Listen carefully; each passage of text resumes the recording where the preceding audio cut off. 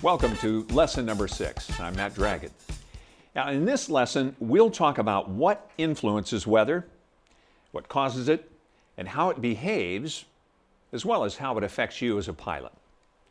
Now, it's important for you to know and recognize the signs of weather changes, cloud formations, and what weather conditions favor aircraft icing.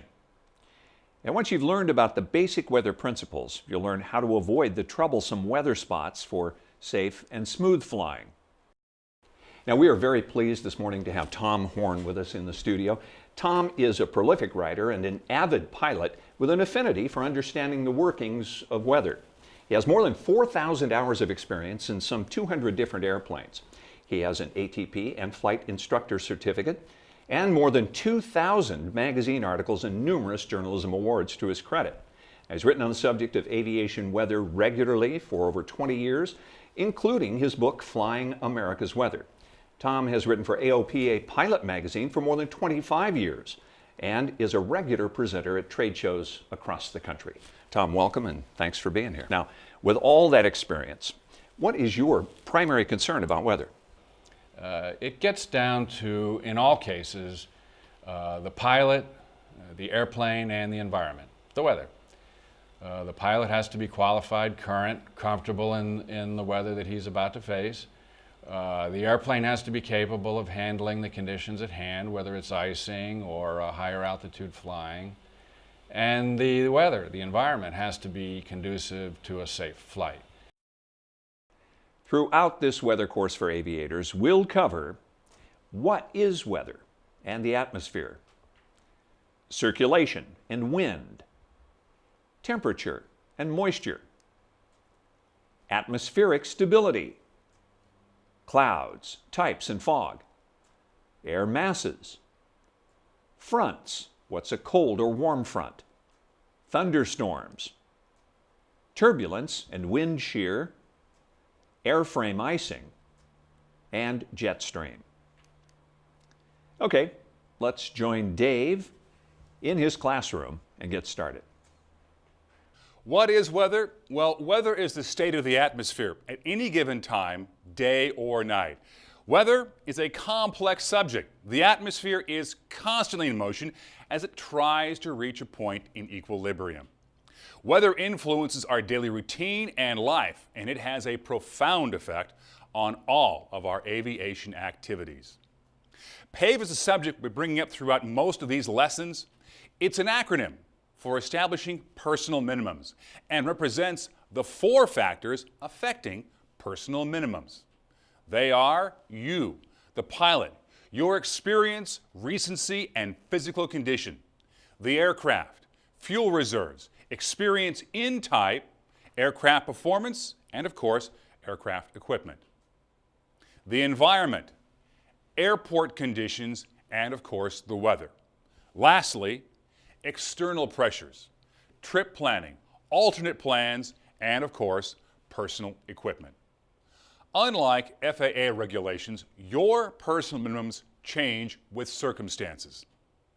To evaluate your personal minimums ahead of every flight, a prudent procedure I might add for all pilots, you must first have a good understanding of weather.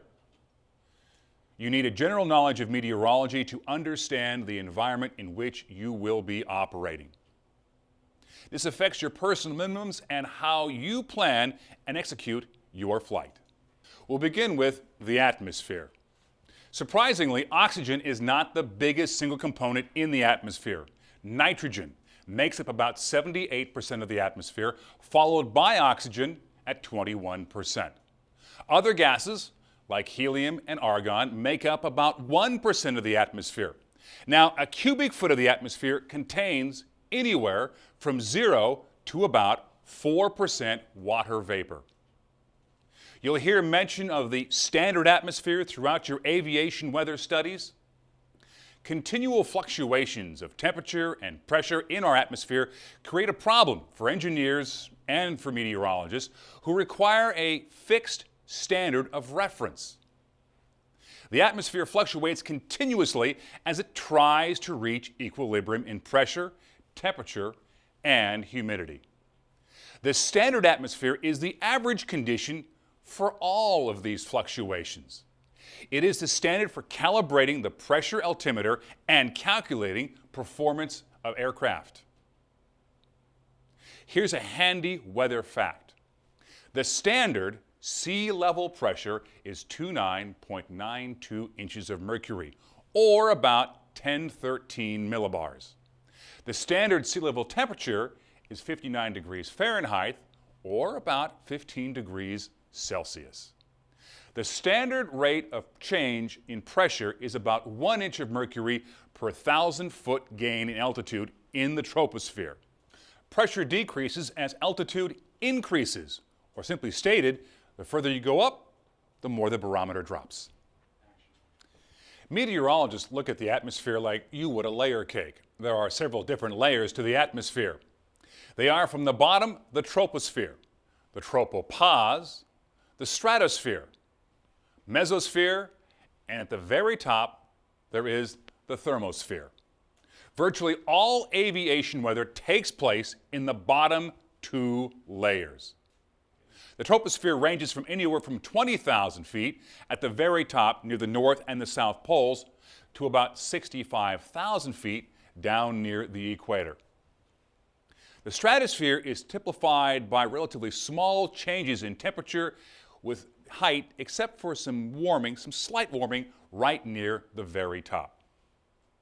In addition to wind, this unequal heating also causes variation in pressure and altimeter settings between weather reporting points. Let's talk about what causes weather. The source of all weather is the sun. All weather is caused by a change in temperature. The Earth is constantly being warmed and cooled, but at an uneven rate. The Earth is heated by the sun, which is about 93 million miles away.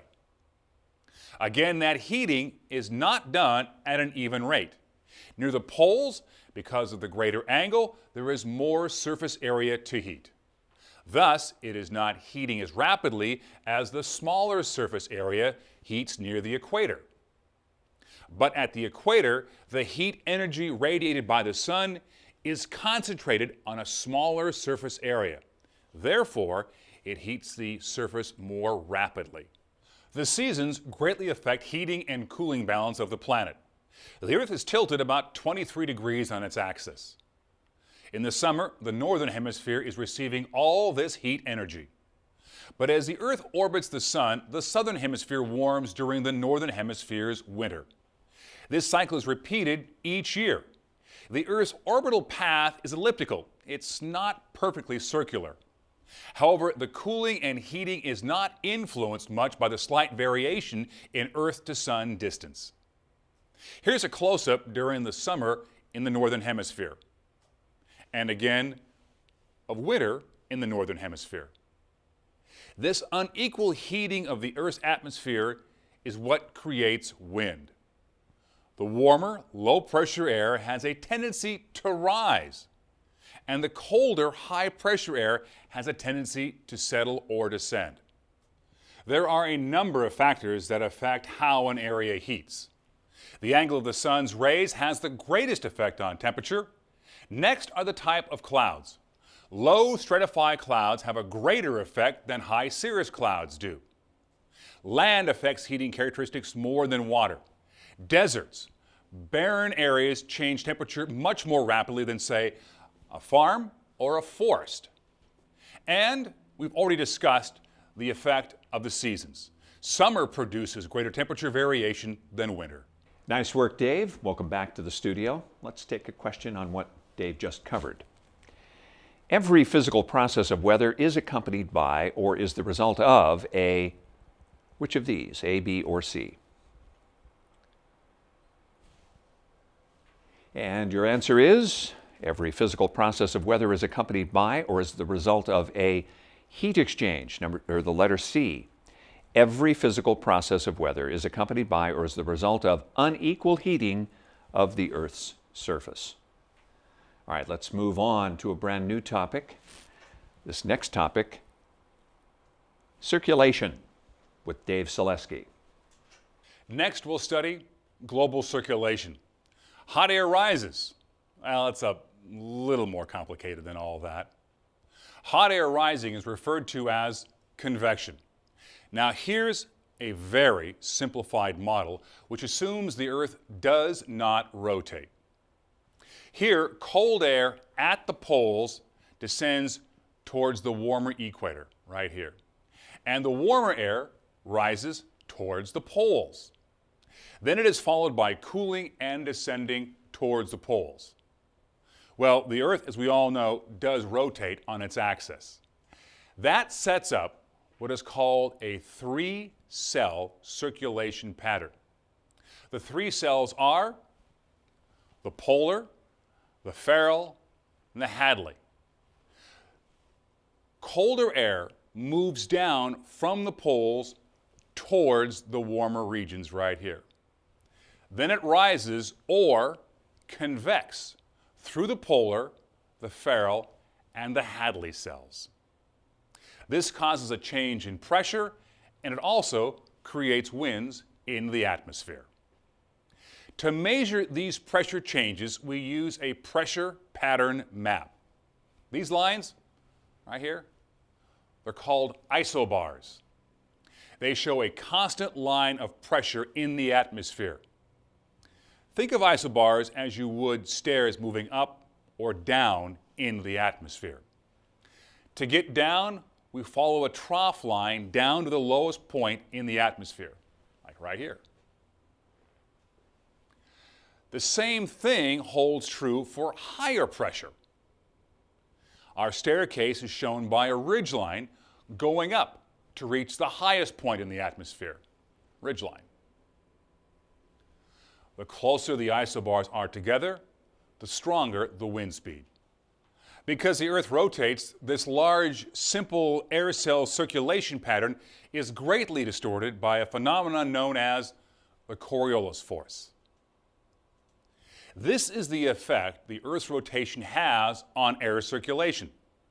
Imagine, if you will, the rotation of a disk, just like this one. I want to draw a line on that disk straight out from right here. But suddenly, I stop that CD. Instead of going in a straight line, the line actually curves towards the right. Here it is again. Check it out.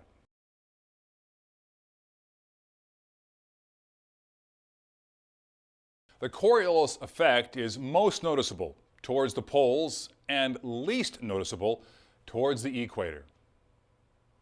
Note the flight path of the three airplanes. Notice how Coriolis effect affects each one's flight path.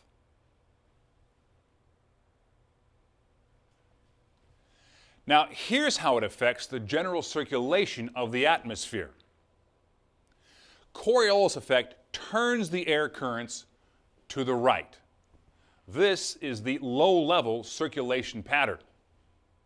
Note the polar easterlies, the prevailing westerlies, and of course the trade winds. Now here are the general global winds. Note the polar, the Ferrel, and the Hadley circulation. And also, notice the semi-permanent high and low pressure areas that have been set up. The prevailing winds are shown here. And here's a typical summertime weather map. All the pressure patterns. Notice the isobars, areas of high pressure and low pressure. The air pressure is higher on the east coast, right here. There is higher pressure on the west coast, as you can also see, from about 30 to 60 degrees north latitude, right here. On a typical winter pressure pattern map, you'll notice the colder air pushes this ridge of high pressure a little bit further down towards the south. Here it is in a wintertime pressure pattern map. But they're still there 365 days a year, 7 days a week. Let's talk about how global circulation patterns affect winds and local breezes. We'll talk first about wind in the upper atmosphere. Check the winds aloft depiction right here. We talked about high and low pressure. Now here are isobars, which show the steps from low to high pressure. Isobars can also be thought of as pressure gradient force. Pressure gradient acts to move air from high pressures to low pressures.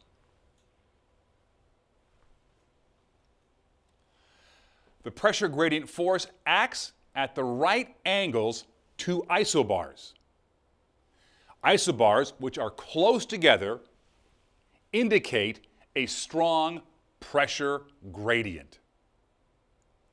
Now, in the upper atmosphere, pressure gradient force and the Coriolis effect are equal.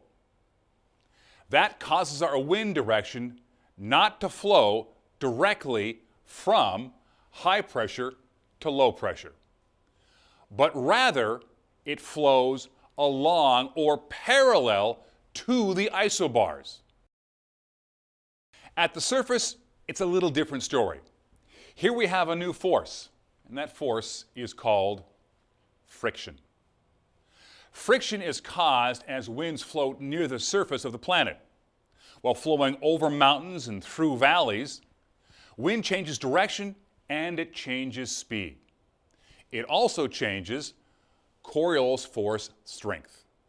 This creates a more direct path, the resulting wind as it moves from the area of high pressure to low pressure areas. This change in wind direction is about a 45-degree angle along the isobars. Notice how the wind from the high pressure to the low pressure does not flow directly into that low. Rather, it takes a route that is counterclockwise direction, moving into and around the center of low pressure, and flows clockwise around high pressure areas. In the upper atmosphere, the wind does not flow directly into the areas of low pressure. Coriolis and pressure gradient force cause the air to move along the isobars and take a path along this direction that's parallel to the isobars. However, at the surface, wind direction is slightly different. Shown here is a high pressure and low pressure area. The combined action of Coriolis force, pressure gradient, and frictional forces now cause a more direct path filling the low pressure area. Prevailing winds can be described this way. Winds move from high to low pressure modified by the Coriolis, by the terrain, and friction. Cold air replaces warm air in circulation patterns. Global wind patterns cause the Earth's overall weather, but localized wind patterns are much more important to pilots. Local weather patterns are caused by the same forces that cause global wind patterns. Sea breeze circulation is a good example of how this works. Here is a classic closed-cell circulation pattern. It consists of a sea breeze and a wind breeze circulation pattern. Typically, late morning and afternoon hours cause high pressure offshore and low pressure onshore. Low pressure onshore, and there's the high pressure just offshore. The ocean does not heat or cool as rapidly as a landmass. This creates cooler and denser air, causing higher pressure over the ocean. Since the landmass heats up much more rapidly than the ocean does, its air is less dense, causing a lower pressure or onshore breeze.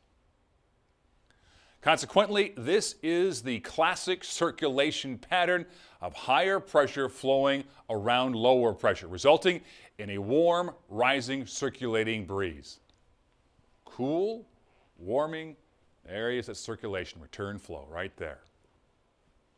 The land breeze at night is opposite of the sea breeze during the day. At night, the land mass cools much more rapidly than the ocean does. This creates higher pressure over the land and lower pressure over the ocean. Denser, colder, and higher pressure is now over the land mass. That higher pressure flows offshore over the ocean. Where it is warmed, it rises, and it returns. Again, this is the closed cell circulation pattern. Now, in some cases, winds from land to sea breezes can reach speeds of 10 to 25 miles per hour. Their effects may be felt as high as about 2,000 feet above the surface. Now, here's what's known as a valley breeze. Air currents are moving uphill. Typically in the afternoon, the air is warmer because there's less vegetated area up here at higher elevations. The air is a little bit less dense as well, as you know, from gaining in altitude. The denser air down here in the forested areas warms up rapidly and moves uphill.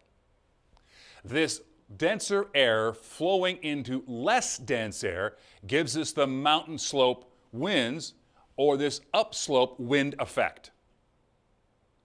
Wind speeds can reach about 20 to 25 miles an hour in the mid to late afternoon hours. A mountain breeze at night is just the opposite. The summit cools much more rapidly up here than does the valley floor. So it creates a downslope or mountain breeze. The cold downslope winds are known as adiabatic winds. Higher pressure at the summit and at the glaciers cause denser, colder air, again flowing off the glaciers and the icy snowfields down onto the valley floor. Notice the atmosphere is also heating up. 25 degrees below zero up here, and then down at the valley floor, 0 degrees Celsius. That colder, denser air coming off the mountain begins to heat up and compress as it flows downhill towards the valley floor. Now, warm, downslope winds are potentially a dangerous condition. Typically, very strong winds flow over the mountain peaks. They can be denoted by a standing or lenticular lens-type cloud right up over the top of the mountain. As these very strong winds roll over the mountain peaks, they drop down on the lee side as colder air. This colder air is much denser as it begins to drop. This air actually compresses as it moves down into the valley down below, just like this. This compression causes the air to heat. There is warmer air in the valley below. Some of these winds can reach speeds upward of 100 miles an hour on the lee side of the mountain. They are potentially very dangerous winds in which to fly.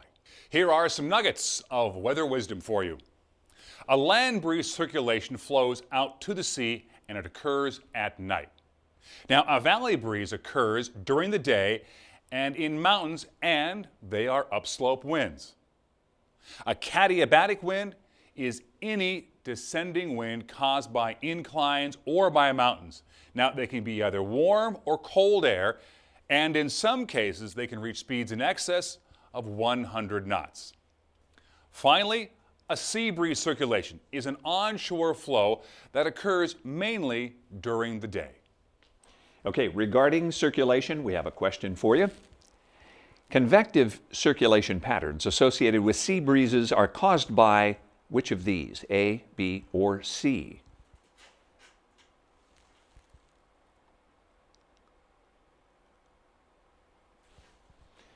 Okay, let's give you the answer. Convective circulation patterns associated with sea breezes are caused by C, cool, dense air moving inland over the water. And a little further explanation here. Convective circulation patterns associated with sea breezes are caused by colder, denser air that moves inland over the water.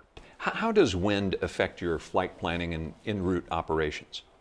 Well, wind's a very big factor, obviously, but not just for the obvious reasons. It's nice to have a tailwind, and it's nice to have a minimal headwind or no headwind. But when you ask me how it affects the flight, I think of fuel, and I think of an unexpectedly strong headwind causing me to fly for a longer period of time and having to compromise my fuel reserves. I also think of what can happen if you enter into an area of deteriorating weather with a tailwind and everything's going great, you've got a good ground speed, and you notice the weather is deteriorating, and you make the decision to turn back, and all of a sudden you are faced with a strong headwind.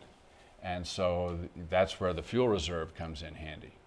So that's mainly what I think about when it comes to wind. Okay, let's get on to another topic here. This one, temperature and moisture. Back in a bit after Dave discusses that. Next, we'll cover humidity and dew point and find out why these are so important. Water evaporates into the air. Water vapor is in most cases invisible, like oxygen and other gases. It makes up our atmosphere. The amount of water vapor in the air is expressed as relative humidity. Relative humidity relates to the actual water vapor that is or could be present in the atmosphere. Here's a weather fact. Relative humidity is by definition relative. Relative humidity relates to the actual water vapor present to that which could be present. Now, here's a graphic showing how relative humidity works. Here we have 3 containers, each filled with air.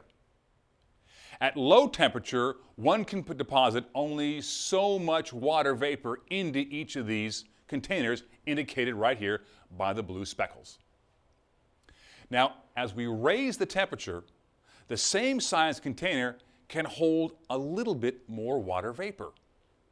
As we raise the temperature even further, we can get substantially more water vapor into that very same container, low, medium, and high. Another weather fact. The dew point is the temperature at which the air has to be cooled to become saturated by water vapor already present in the air. Check this. Here we have 3 examples with a dew point at 37 degrees Fahrenheit. Now, with a temperature of 55 degrees Fahrenheit and a dew point of 37 degrees, you can see we have a wide dew point spread.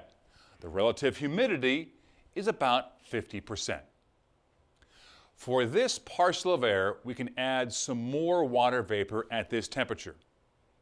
This is the actual water vapor present right here, and here is how much we can hold. As we cool our air parcel, say down to about 44 degrees Fahrenheit, with the same container size, we get a relative humidity of about 75%. Actual water vapor, maximum water vapor possible.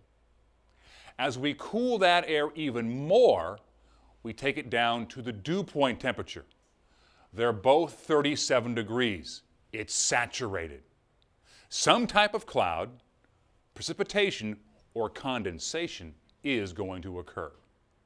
Our parcel of atmosphere is saturated with water vapor. We conclude that warm air can hold more water vapor than cold air. Here's a little weather wisdom.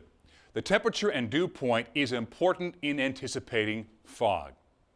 As the temperature and the dew point spread decreases, the relative humidity is going to increase. Now at 100%, it's going to turn into fog. Pilots should be aware when the temperature and the dew point spread is less than 5 degrees, watch out for fog. What are your primary concerns when the temperature is warmer or colder than usual? Well, I'd say reduced performance if it's warmer.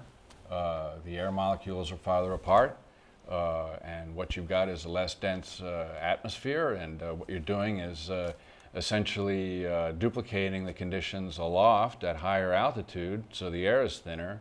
You don't get as much performance out of your airplane, your takeoff run will be longer, your climb will not be as energetic. And so what I think about is offloading some passengers or fuel if I have to fly when temperatures are elevated, or postponing the flight till earlier in the day or later in the day when temperatures come down. When I think of cold temperatures, well, you think about a lot of things. You think about icing in the clouds, but in colder temperatures, I often think about the problems that can occur when the temperature drops to the dew point. So you may have colder air coming in, and what can happen is the temperature drops to the dew point and you've got fog. So that's another factor with temperatures dropping. Welcome back. We've got a question for you. What is meant by the term dew point? A, B, or C? One correct answer only.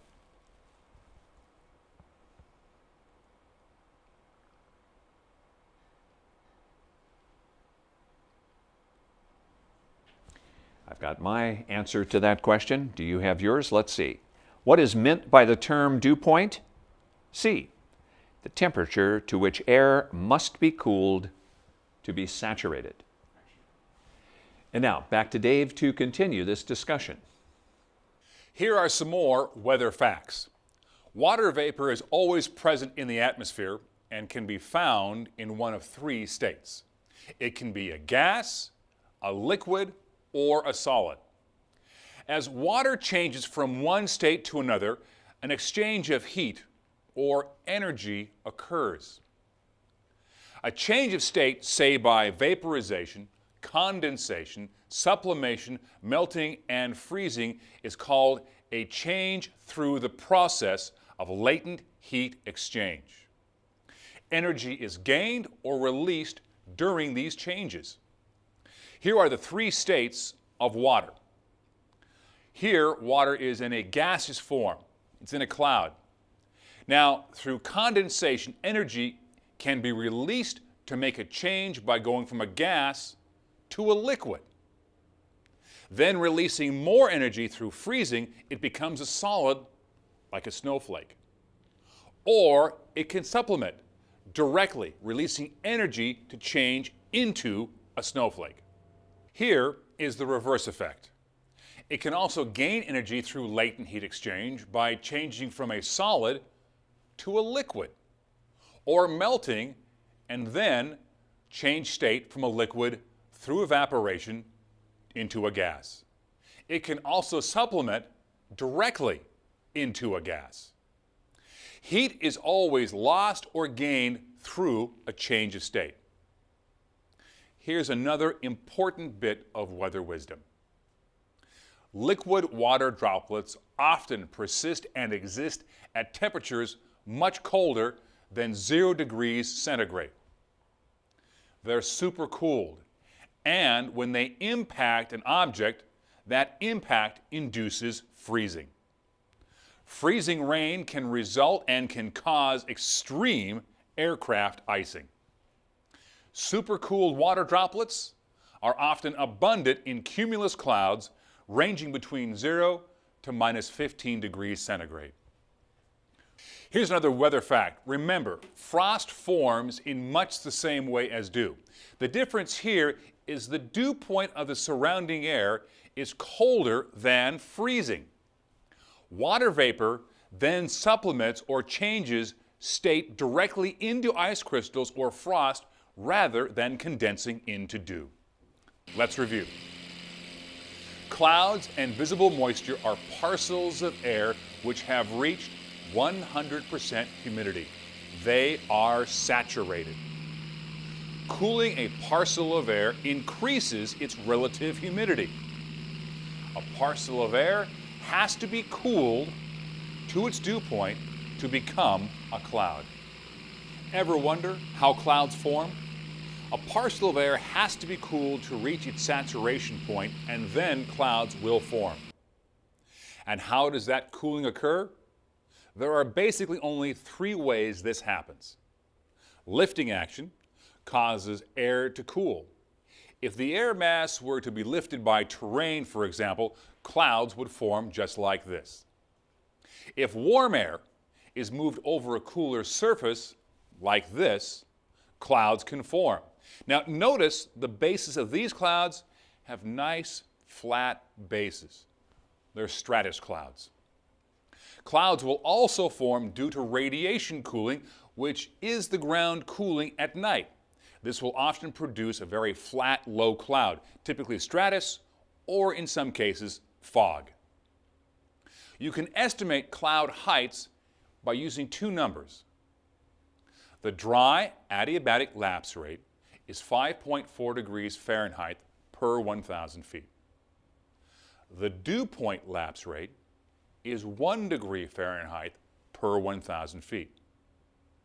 The temperature and the dew point converge at about 4.4 degrees per 1,000 feet. Use this formula. First of all, subtract the dew point temperature both in Fahrenheit and then divide by 4.4 and then multiply by 1,000. Here's an example. Here in this case, we have a temperature of 76 degrees Fahrenheit and a dew point of 40 degrees Fahrenheit. 76 minus 40 equals 36. Now, divide 36 by 4.4 and you get approximately 8.2. Multiply this by 1,000 and you get 8,200. The cloud bases are approximately 8,200 feet.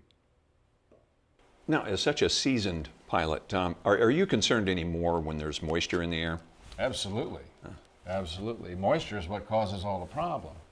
Water vapor accounts for very little in the atmosphere, but water vapor is what causes all the trouble. It's what makes clouds, fog, creates the conditions that are ripe for icing and thunderstorms. You add a little heat to the water vapor and you can get an unstable situation where you've got thunderstorms occurring. So yes, I think about moisture all the time.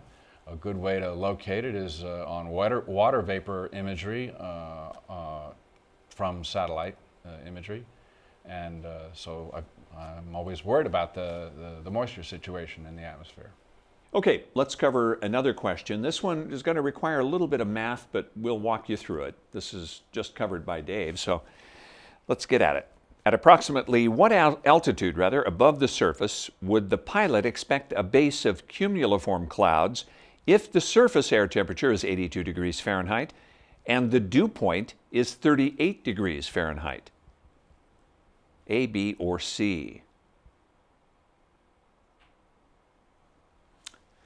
Okay, we'll walk you through the math on this as we answer the question. At approximately what altitude above the surface would the pilot expect a base of cumuliform clouds if the surface air temperature is 82 degrees Fahrenheit and the dew point is 38 degrees Fahrenheit? The correct answer is B, 10,000 feet AGL. Now, the reason for that is using the 4.4 degree per 1,000 foot change in altitude convergence rate, we calculate 10,000 feet as 82 minus 38 divided by 4.4 equaling 10 times 1,000 or 10,000 feet AGL.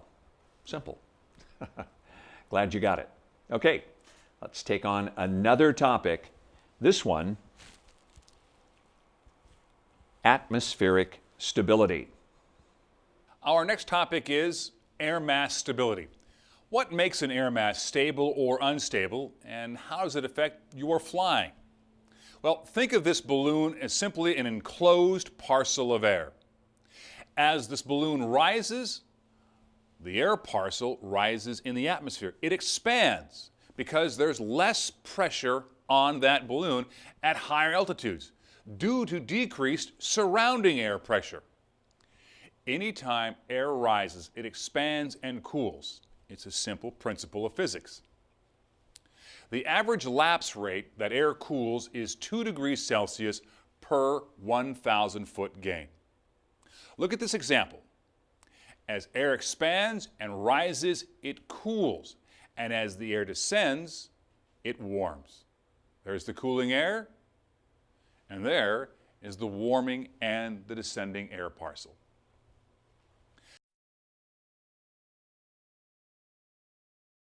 These changes are adiabatic.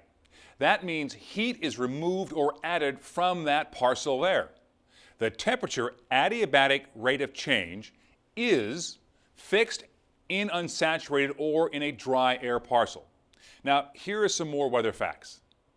As air expands and rises, it cools. As air descends and compresses, it warms. These changes are adiabatic. No heat is removed or added. The adiabatic rate of change of temperature is fixed in unsaturated or a dry air parcel. The adiabatic rate of change of temperature varies in saturated or in wet air.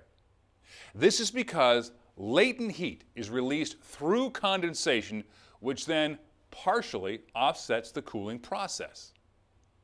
The saturated adiabatic cooling rate is lower than the dry adiabatic rate.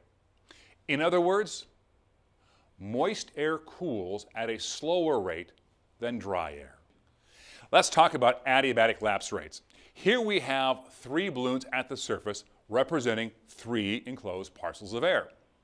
If we take our first parcel of air and instantaneously fly it from the surface up to 5,000 feet, you'll notice the temperature inside our parcel of air is 16 degrees Celsius. But outside, it's 13 degrees. It's warmer than the outside air. It is an unstable or rapidly rising parcel of air. Now, in this example, we have a stable lapse rate. We take our balloon from the surface up to 5,000 feet, and you'll notice the parcel of air is 16 degrees Celsius. The outside air temperature, however, is warmer. It's 18 degrees Celsius.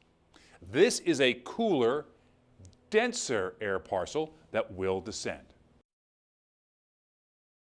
Last, neutral stability, and it looks like this. If we take our final third weather balloon from the surface up to 5,000 feet, you'll notice here the ambient temperature, surrounding air temperature, and the temperature inside the balloon are the same, 16 degrees. This represents neutrally buoyant air, stationary air. The balloon does not descend, nor does it rise. Here's some weather wisdom facts for you. An air mass temperature which decreases rapidly with altitude favors instability. An air mass temperature which changes very little with altitude tends to be more stable. An air mass temperature which increases in altitude tends to be very stable. And here are some more weather facts. The lapse rate is the rate of change in the temperature with any given change in altitude.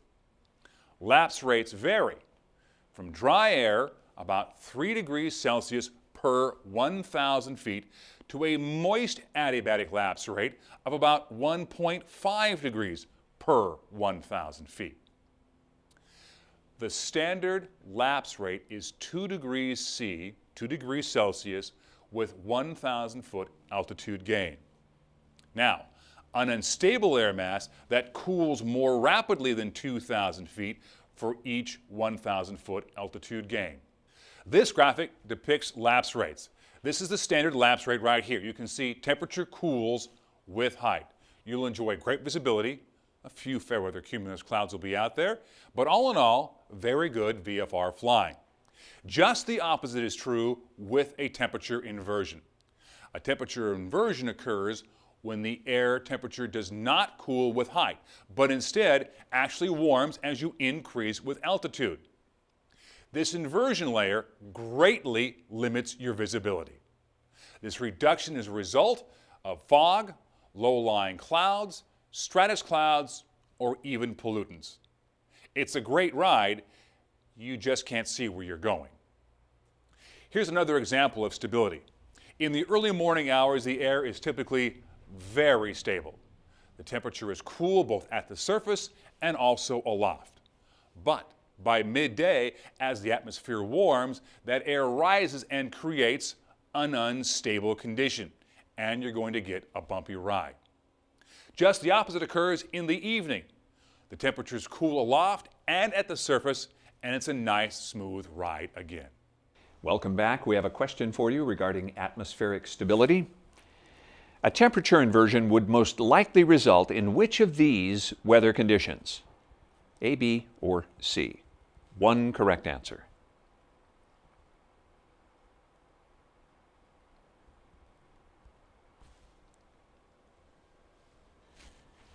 I've got mine. Do you have yours? We hope so. A temperature inversion would most likely result in which of these weather conditions? The answer, C, an increase in temperature as altitude is increased. Okay, let's pick up another topic moving right along here. This next one, clouds, types, and fog. Back in a bit. Let's talk about clouds and their formation. Clouds are divided into 4 families according to their height range. Now, there are low clouds, middle clouds, high clouds, and then clouds with vertical development. Here's a depiction of the various clouds. We have cirrus, cirrocumulus, cumulonimbus, altostratus, altocumulus, stratocumulus, and stratus clouds. Now let's take a closer look at some of these. High clouds are cirrus stratus clouds. Stratus meaning they're flat. Cirrus because they're very high up in the atmosphere. Typically, they're made up of supercooled water droplets that are now ice. And they're way up in the sky, about 20,000 feet. There's a nice blue sky. You begin to see these wispy horsetail-shaped clouds. They're very thin, and they tell you you're looking at a weather change about 36 to 48 hours from right now. Here we are with cirrocumulus clouds. A little bit of heaping going on right here. There's a little bit thicker cloud pattern. You can tell that as well. They're still very high up in the sky. The base is right around 20,000 feet. Now here are middle to high clouds, and they're called altostratus clouds. They range from 6,500 to about 20,000 feet up in the sky, and again they have this nice flat cloud base you see right there. Now there are stratus type clouds, but also middle clouds. Now next are middle clouds, or what's called altocumulus clouds. Again, they range between 6,500 to about 23,000 feet. They're also known as fair weather cumulus clouds. It's a nice day out there. You see a little bit of vertical development. You might get a bumpy ride below these clouds, but you'll experience a very smooth ride above them. Now here's an interesting middle to high cloud. These are altocumulus lenticulars. They are standing lenticular clouds, or lens-shaped clouds. Notice the shape right here. They are very well defined. You spot them over mountain peaks between about 6,500 to 20,000 feet. When you see altocumulus standing lenticular clouds, it's very windy at this level. It'll be a very bumpy ride on the leeward side of a mountain range. Next, the lower clouds. They are a combination of stratus and cumulus clouds, hence the name. Now, there's a little bit of definition to them, and they range up to 6,500 feet. Now, here are some more low clouds. These are just plain old stratus clouds right here, ranging up to 6,500 feet. But look at this. There's virtually no definition to the cloud base at all. They are nice, flat stratus clouds. These are vertical development clouds. Here are cumulus, or the beginning of our heaped clouds. Notice how they're beginning to develop up.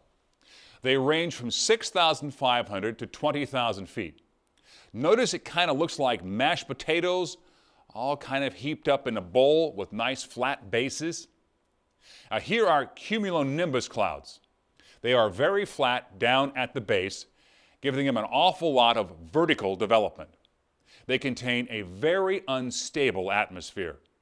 They contain a lot of moisture with lots of up and down movement. You'll experience a very rough ride. These are towering cumulonimbus clouds. Look at this. Their tops are 45,000 feet in height, and in some cases, much higher than this. Airliners avoid this stuff. There's a huge amount of water vapor going up and down, condensing and freezing, and becoming liquid again. There are thunderstorms in these clouds with ice, hail, and all kinds of problems. When you encounter towering cumulus clouds, give them a very wide berth. Nimbus is the Greek water god. These are full of water, and they are going to be thunderstorm makers and can potentially become tornado makers as well. They have tops of 45,000 feet. There's a lot of water in them, and they give you a very rough ride. Steer clear of these clouds. Well, Dave covered a lot of information there, and we have one FAA question for you. If an unstable air mass is forced upward, what type of clouds can be expected? A, B, or C?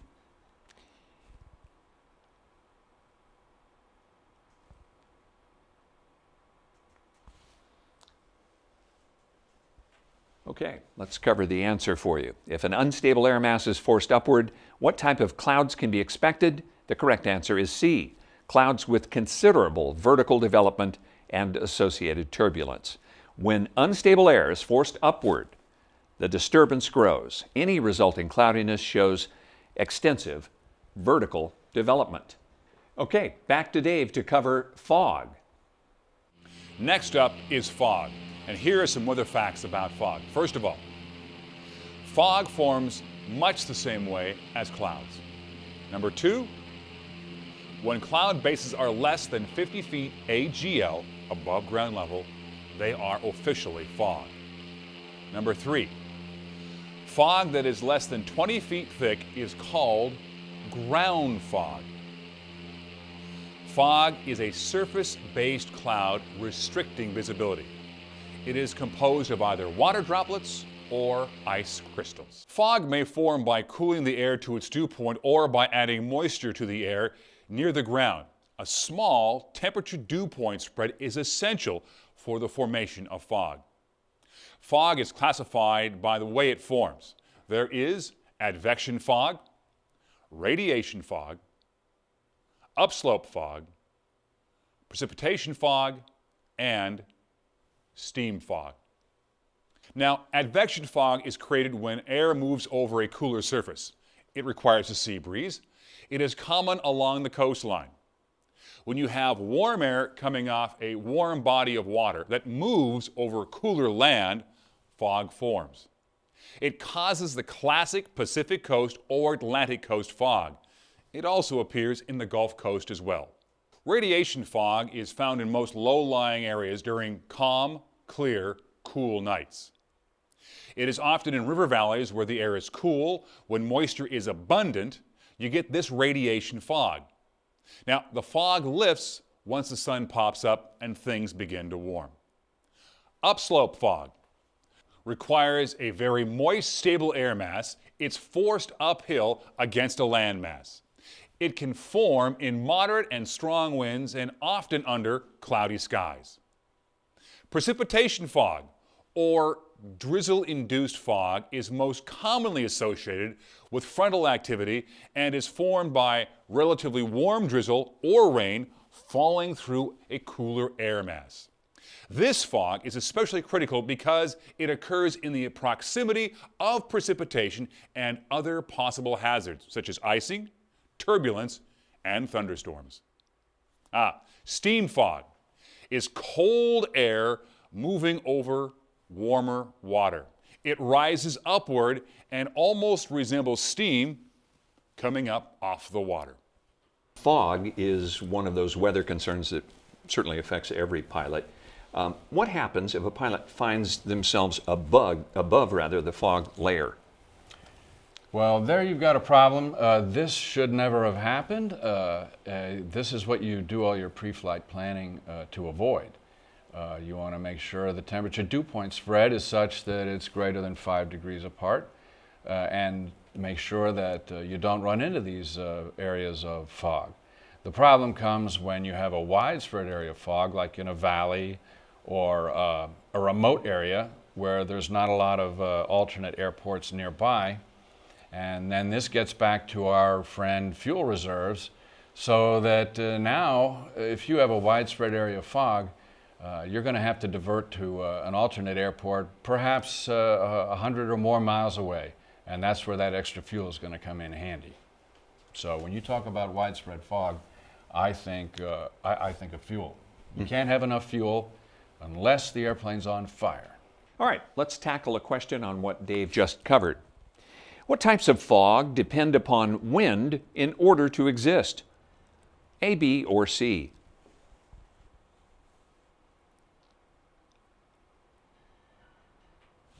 Okay, let's answer that for you. What types of fog depend upon wind in order to exist?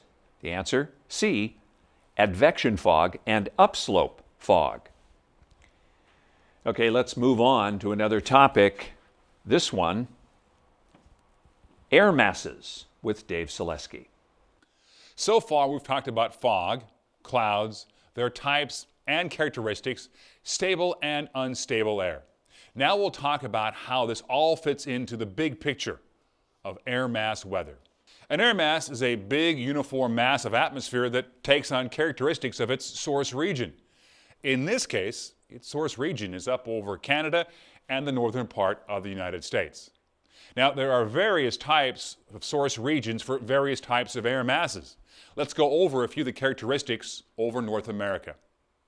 First, there is the marine polar or cool, somewhat dry air mass that influences much of the weather right here in the Pacific Northwest. The marine tropical or warm, moist air mass influences much of California and portions of southern Nevada. The maritime or marine polar air mass influences much of the eastern seaboard right here, all the way from Maine down as far as Pennsylvania, and at times portions of Kentucky and even into Tennessee. Now, this marine air mass again also influences portions of the Pacific Northwest. This is the cold continental air mass right here. It's a dry air mass. Polar in this case means cool. The next is the marine tropic air mass. A marine tropical air mass is warm. It influences all of Florida, much of Georgia, the Gulf Coast, and portions of Baja, Mexico. Finally, there is the continental dry, CT, right here. This air mass affects Arizona, New Mexico, and portions of Texas. Air masses can be modified. Temperature and moisture can be added or removed from an air mass. They can be sped up or they can be slowed down. An air mass can be warmed or cooled from below. Water vapor can be added or removed from an air mass. Now, here's an example of modifying an air mass. We'll start out with a nice, dry, stable, cool, continental or CP air mass. It comes in out of Canada, rolls across the Great Lakes right here. It's a large body of water and tends to hold heat more than land. As the water evaporates, it rises up, and it makes the air mass moist and unstable. So it is a moist, unstable air mass, and this creates precipitation. It causes snow in much of the southeast. It gives the nice big Appalachian Mountains snow events we have in the winter months. Now here's an example of cooling an air mass from below. Here we have warm tropical air mass coming in off the Pacific Ocean. It's nice and wet. It's warm, buoyant air, and then it runs across cooler land masses here in the Sacramento Valley of California. This air mass is cooled from below. This creates large areas of low clouds and fog, low stratus-type clouds. They reach out, up and down the entire length of the Sacramento Valley and bring fog into the Bay Area. Now, air masses can be stable and unstable. With an unstable air mass, you can expect cumuliform clouds, those nice puffy heap-type clouds like mashed potatoes. You'll experience showery precipitation, but not continuous showery precipitation. You'll get a bumpy ride with good visibility. For a stable air mass, it's just the opposite. You'll see stratiform clouds, flat clouds, with extensive areas of fog and continuous, but not heavy precipitation. The air will be smooth, providing for a very nice ride. But you're going to pay for that nice ride with poor visibility, lots of smoke, and lots of haze. It's a nice ride, but again, you can't see very much. Let's take a question now on air masses. A stable air mass is most likely to have which characteristic? One of these, A, B, or C. The answer is, a stable air mass is most likely to have which characteristic? C, poor surface visibility. Stable air mass equals smooth air, but poor visibility. Now, let's move on with Dave Selesky on a new topic. This one, fronts. Let's talk about weather fronts. There are cold fronts, warm fronts, stationary fronts, and occluded fronts. Let's look at a weather fact. A front is simply a boundary line between two air masses, cold air or warm air on each side of this front. That's all it is, the boundary line between two air masses. Now, there are discontinuities, change in temperatures and dew points. And the easiest way to recognize is to look for a frontal band is to look for a change in temperature and or dew point. Also, watch for a change in wind speed and direction. A front lies in a pressure trough. The pressure is generally higher in cooler air and lower in warmer air. Here's a cold front. Take a look at this. Now, here is our boundary line right here, very cold, dry air back in behind this. Out ahead of our cold front, we have an area of very warm and unstable air. Let's put this into motion and see how this affects the atmosphere. You'll notice we begin to see some cumulonimbus clouds forming up. But well out ahead of that are high cirrostratus clouds and altocumulus clouds. As the front develops, you'll see showery precipitation, sometimes heavy, thunder and lightning as these two different air masses mix together. Now we can break this down even further. Take a look at our next graphic right here. Now, prior to a cold front passage, you're going to see this: cirrus, towering cumulus, and cumulonimbus clouds. Prior to passage, you'll see just rain showers. Visibility will be fair and haze, winds out of the south-southwest. Temperatures still warm prior to cold front passage, the dew point's high, but the barometer is dropping. During cold front passage, towering cumulus and cumulonimbus clouds. Precipitation is going to be heavy. Hail, lightning, thunder, all possible. Visibility becomes poor. The winds be variable and gusty, and the temperature suddenly drops. The dew point also is dropping rapidly, and the barometer bottoms out, then slowly begins to rise. Now, after cold front passage, you have cumulus clouds. The precipitation becomes light showers. The visibility suddenly becomes better, and the winds are now out of the north-northwest. The temperature is cooler after cold front passage. The dew point is still dropping, but the barometer is rising. That's our cold front. Now, here's our warm front. Notice we have an area of very warm and unstable air advancing in over the top of a colder, drier air mass. Here's how a warm front works. Again, we're going to have stratocumulus, altostratus, nimbostratus, and even cirrostratus type clouds. Remember, the warm front is advancing over the cold air mass.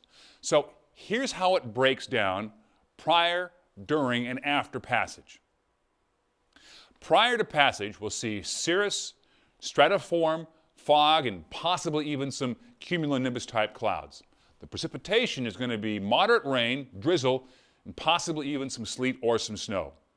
The visibility is going to be very poor. The winds will be out of the south-southeast typically. The temperature is cold to cool. Remember, it's a warm front passage, so the temperature will actually go up somewhat.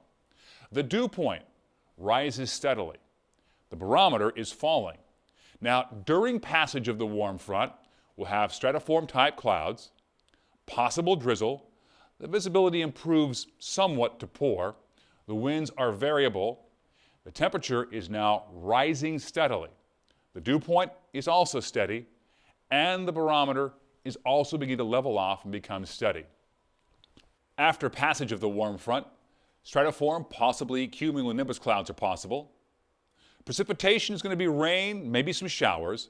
Now, the visibility is fair in haze. The winds are now out of the south-southwest. The temperature remains warm, and the dew point rising then becomes steady. Now, the pressure will rise and then begin to fall again. Now, here we have a new kind of front. In this case, a cold front occlusion.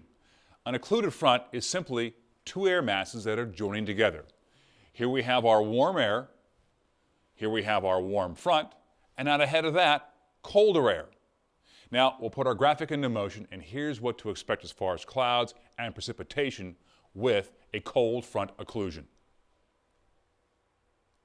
Colder air is now moving into the warmer air. We have cold, dry air right here. Out ahead of this, we'll see some showery precipitation, nimbostratus, cumulus clouds, and far out ahead of this, we'll see some stratocumulus clouds. Now, it's very similar for a warm front occlusion. Here's our warm front, here's our warm air, and here's our cold front, overtaking our warm front. Let's put the graphic into motion. Here's what we're going to see as far as clouds and precipitation. We'll see cumulus clouds, altostratus clouds, and in this case, we'll see nimbostratus and embedded cumulonimbus clouds firing off some precipitation, heavy at times, thunder and lightning also possible here with the warm front occlusion. Now here's what to expect prior, during, and after an occluded front passage. The winds will be out of the southeast to south, the temperature cold to cool. The dew point is going to be steady and the pressure will be dropping. Now, during passage of our occluded front, we'll have nimbostratus, towering cumulonimbus clouds, precipitation, light to heavy. Visibility stays poor. The winds will be variable. Now, the temperature during a cold occluded front, falling. During a warm occluded front, the temperature is going to be rising. Dew point will drop slightly, and the barometer will become steady. After passage, nimbostratus, altostratus, and cumulus clouds. Precipitation light to moderate, and then clearing. Visibility will be improving, and the winds will be west to northwest. Now, the temperature during a cold occlusion will be getting colder, and after passage of a warm occluded, expect milder conditions. Dew point rising, then steadying, and then the pressure. During a cold front occlusion, it'll drop. During a warm front occlusion, it will rise. A cold front is depicted by these little barbs you see right here. The direction in which the barbs point indicate which way the front is moving. Out ahead of the cold front, we have warmer air. Back behind the cold front, we have colder air. In a warm front, here we have our line, but instead of having barbs, we have half circles, which indicate which way the front is moving. Now again, the direction of the half circles indicates which way the warm front is moving. Out ahead of this, colder air. Back behind this, we have warmer air. Now, for a front occlusion, we have a marriage of a warm front and a cold front. We have our half circles and we have our barbs. Out of our frontal occlusion is cold air, warm air aloft, and back in behind it, we have cold air. Now, for the stationary front, neither front is making much progress. So here we have our half circles indicating warmer air and our little barbs indicating colder air. Back in behind the half circles, warmer air. Back in behind the barbs, the colder air. And again, neither front is making much direction of movement. Frontalysis, the end of a front. Here we have our stationary front. Warm air, cold air.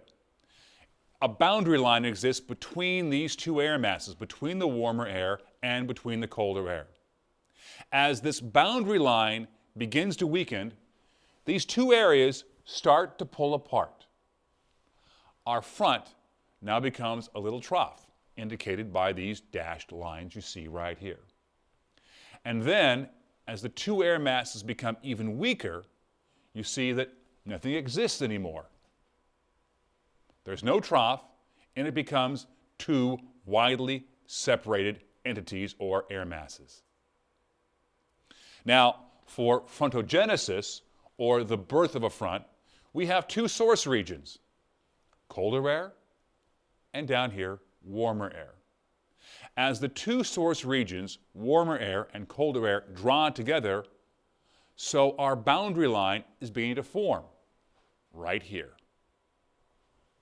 And as that boundary line continues to come together, here is a stationary front, a warm air mass and a cold air mass, both of them relatively equal in strength, so no front is making any progress on each other. Frontogenesis and frontalysis is simply the birth and the death of a front, and in this case, a stationary front. Okay, let's take a question on what Dave just covered. The boundary between two different air masses is referred to as a, which of these, A, B, or C? Got the answer for you. The boundary between two different air masses is referred to as a front, C. Now, frontalysis is when the front dissipates. Frontogenesis is when the front is created. Got it? Okay. Now, let's move on to another new topic. This one with Dave, thunderstorms. Let's talk about thunderstorms. Pilots should fly with careful pre-flight weather briefings and planning. Here's what to look for. Try to get out of it as soon as possible. Thunderstorms exhibit extensive vertical cloud development. They are cumulonimbus and mammatus clouds mixed in. Tops of these clouds, 60,000 feet. That's twice the height an airliner typically flies. Now, there are three stages to a thunderstorm: the cumulus stage, the mature stage, and the dissipating stage. In this abstract example, the three stages typically manifest themselves, beginning with the cumulus stage. Then it changes to the mature stage, and finally, the dissipating stage. The three stages shown here illustrate the vertical air movement. There's lots going on. First of all, in the cumulus stage, you notice all updrafts. Then in the beginning of the mature stage, you notice some downdrafts. You'll see heavy precipitation right here going on. You'll also notice an anvil beginning to form, indicating right here at the top of our cloud which way the winds in the upper levels are blowing. We'll also see lots of violent precipitation later on. There will be hail, thunder, and lightning. The hail can be the size of golf balls and can cause some serious structural damage, even to the largest airplanes. The last stage is the dissipating or dying stage of a thunderstorm. There will be lots of downdrafts in here, a few updrafts still going on, but this storm is now dying off. You'll still see lots of precipitation in these systems. A thunderstorm can be very unpredictable, and for that reason, it's because they're so short-lived storms. The birth, the death of a thunderstorm may be only 45 to 90 minutes. It makes them very dangerous, very strong storms, and also very difficult to predict. Now again, here's what to look for in a thunderstorm. Lots of updraft activity going on right here. Again, at the very highest levels, here's our anvil-shaped cloud indicating storm movement. On both sides, you'll see wind shear turbulence. Now, out ahead of the storm, right here, our first gust. And down here, you'll notice that colder, denser air coming out of the storm. Lastly, watch for this. Rotor or roll clouds right here, which can be the start of what can become tornadoes.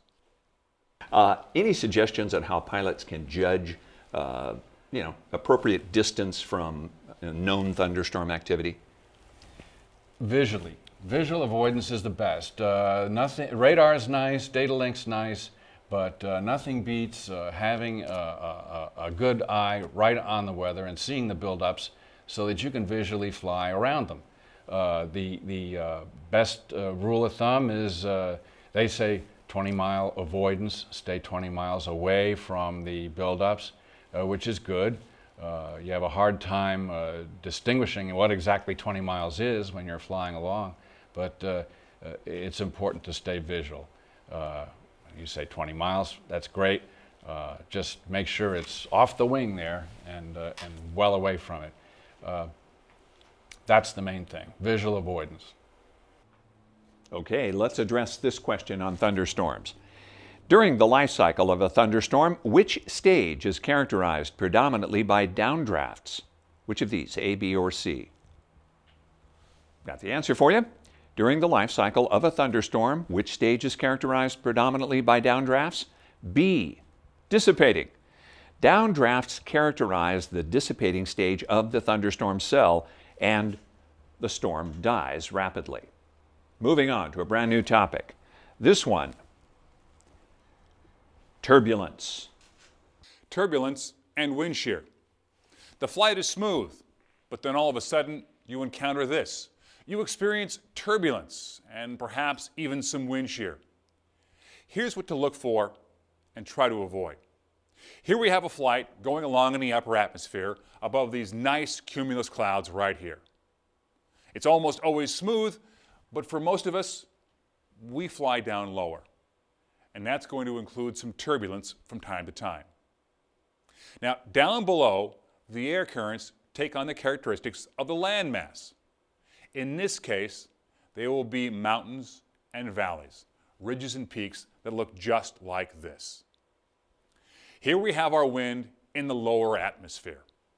It flows up this mountain, back down the valley. On the back sides are some rotors or some eddy currents developing right here. And the same thing happens even at lower levels. Now look at this, flying over a valley in a forested field right here. Fly up and down, the air currents on the back side of the forest, once again right here, a little eddy current. The same thing can happen in a crosswind situation on landing or takeoff. Here we have runway 24 and this classic crosswind. The wind flows right up, hits the hangar, over the roof, down the backside, and develops a little eddy current causing turbulence. Now, when flying along in the upper atmosphere, here's what happens. Again, pretty smooth up here until you come across a situation like this. It's classic in the mountain west of the U.S., the Cascades and the Rocky Mountain areas. This is the mountain wave for the lee wave pattern.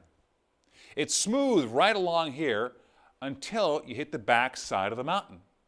And then the wind direction looks like this. It takes on a wave. Now, to recognize this, you have to look for a couple of things. A lenticular cloud, like this right here, or even further downstream, a rotor cloud.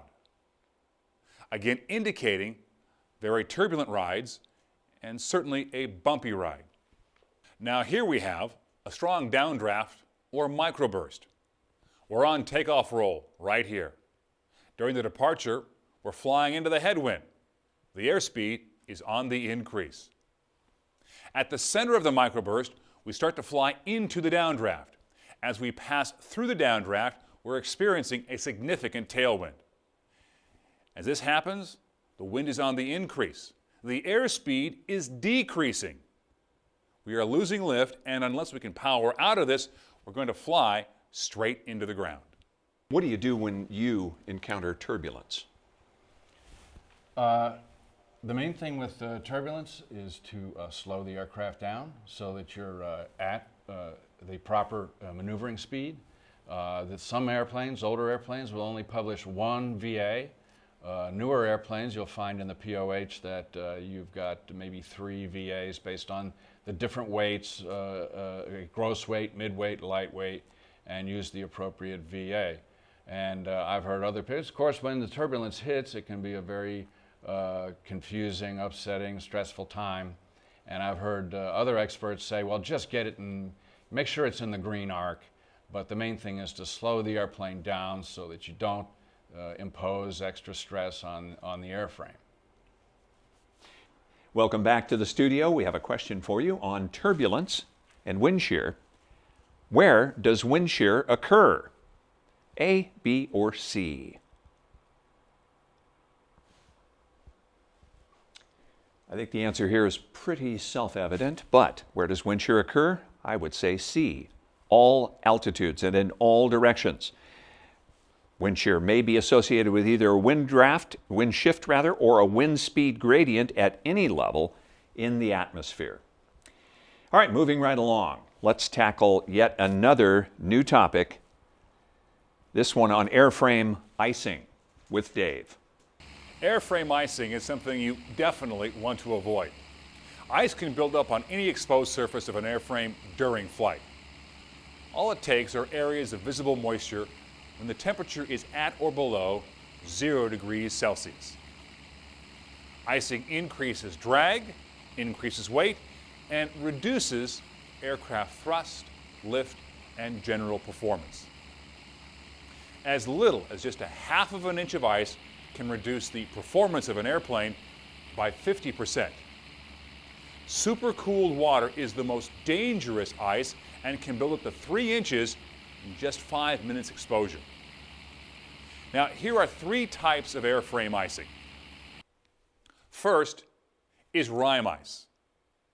This is a little ram-shaped ice pattern. You'll notice that's rather milky in color as well. This kind of ice typically forms in stratiform or straight clouds. Sometimes it can be precipitation that's already frozen or near freezing. It strikes the wing. Not a lot of flow here, but it builds upwards and can really cause a lot of drag and substantial loss of performance. Next is clear ice.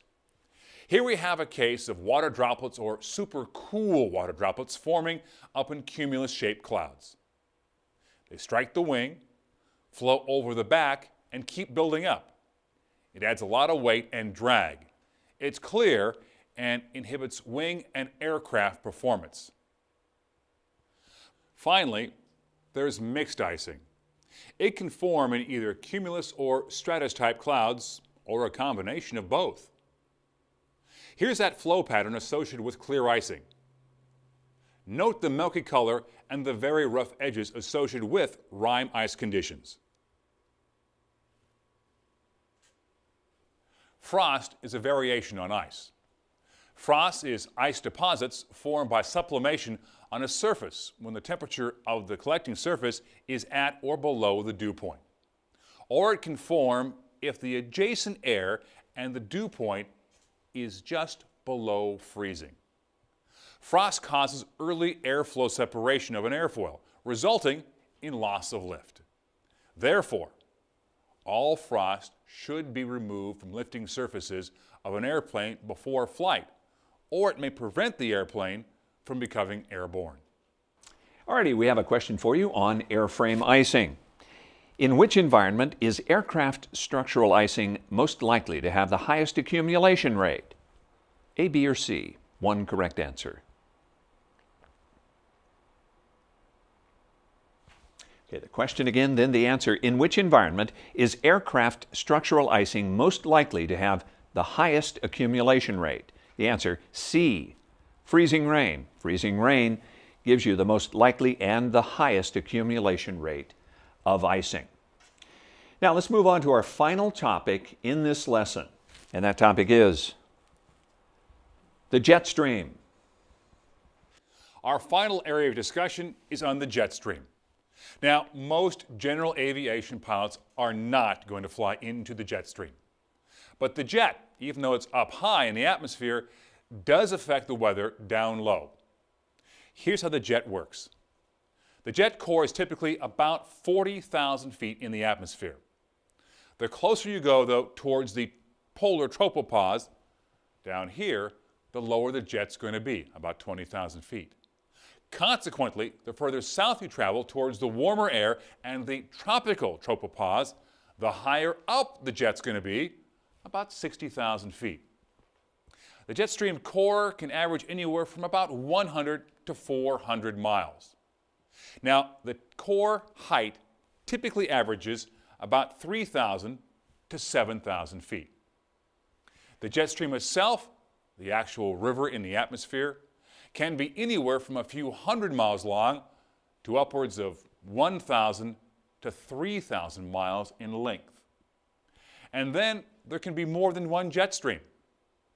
There can be two jet streams, a northern branch, and finally, a weaker southern branch.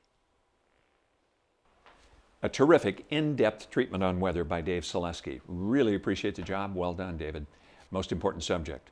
Of course, the number one cause of accidents involving pilot air is weather-related, things like flying in bad weather, misreading weather conditions, that sort of thing.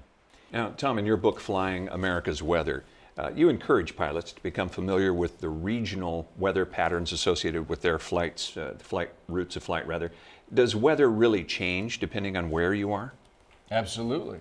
Absolutely. The weather on the East Coast is far different from the weather in the Southwest. I mean, it goes without saying.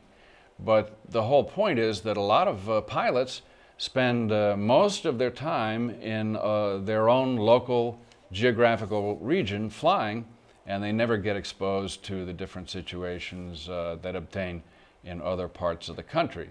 On a long cross country they may, and they may have a big surprise if they're not prepared for it.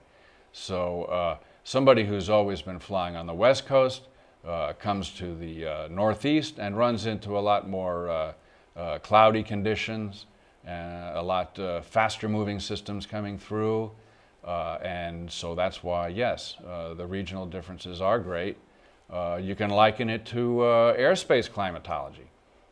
People who come from the Midwest or the remoter parts of the country, they go to the East Coast and they find themselves in a very congested, busy, dense airspace environment, and it can be overwhelming for them. So in the same vein, you can say the same thing about the weather. People are comfortable where they fly mostly, where they're based, and within a certain radius of that area. But then when they go to another area of the country, they're faced with a completely different situation. Very good. Now, what kind of weather detection equipment do you use for a VFR mission, and does it change with IFR flights? Well, for VFR, it's mainly visual avoidance. That's the main thing there. But for IFR, hands down, data link weather is the all-time winner for weather information. It's been a revolution in technology. Many people have in their handheld GPSs the weather capabilities that airliners don't even have. So you can get information on cloud tops, ground-based weather radars where there's no attenuation of the radar signal the way you have it in an airborne weather radar. You can call up freezing levels. You can look at lightning, all of this on a handheld. Not to mention, of course, the panel-mounted information that's presented on the G1000 and some other displays. It's a fantastic wealth of information we never had before, and I think it's greatly advanced the safety of flight. That's my main tool. Well, you're going to enjoy this next lesson, lesson number 7. It's also with Dave Selesky. It's Weather Services. And you join Dave in the classroom when you're ready.